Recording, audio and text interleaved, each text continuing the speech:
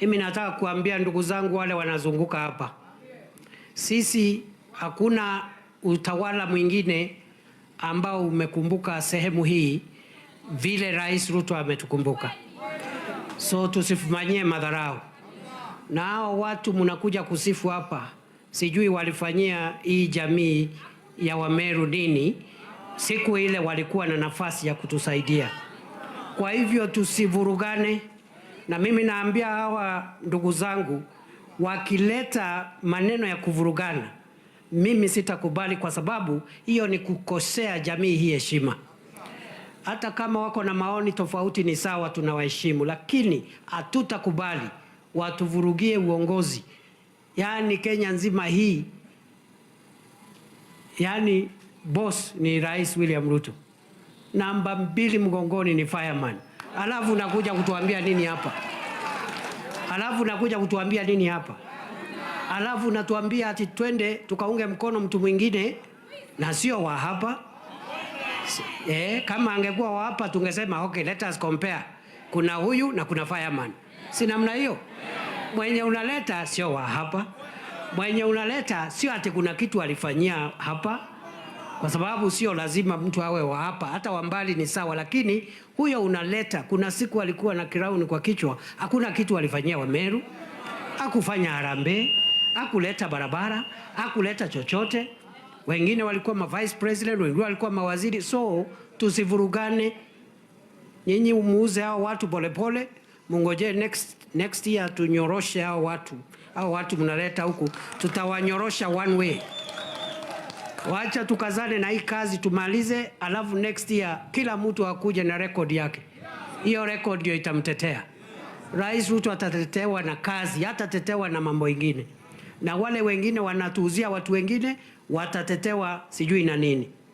Na matusi, sijui propaganda, chuki, ukabila na mambo ya bure ambao wanaeneza hapa na uongo.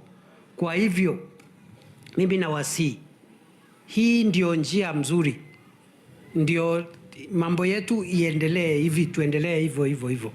Sijui kama tunaelewana. Niseme nisiseme.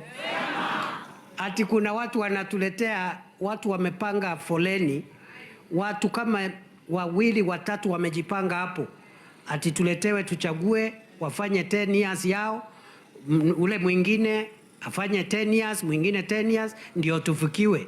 Kwa sababu sisi huko kwa hiyo lineup tuko number 6 or 7 ama number 8.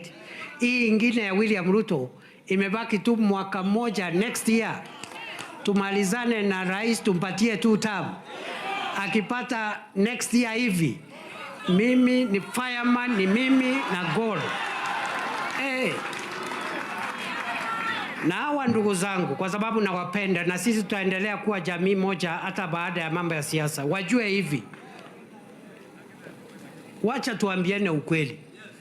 Katika mpira wa soka ama mpira wa miguu, mchezaji ambaye anapewa mpira ni yule ako karibu na goli.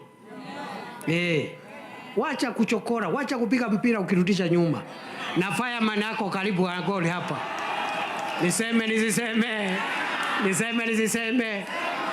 Ati next year tunapatia rais bosi wangu 2 term.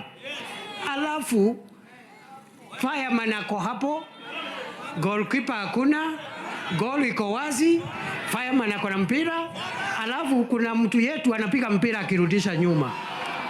Watu ya Gembe mtakubali? Mtakubali apige mpira nje kwa sababu ya kisirani, kwa sababu ya chuki, kwa sababu ya wivu? Hapana. Mchezaji aliye karibu na lango ndio anapeangwa mpira, ndio apige mara moja, ateremushe, tuingize bao. Niseme, ni leo si leo.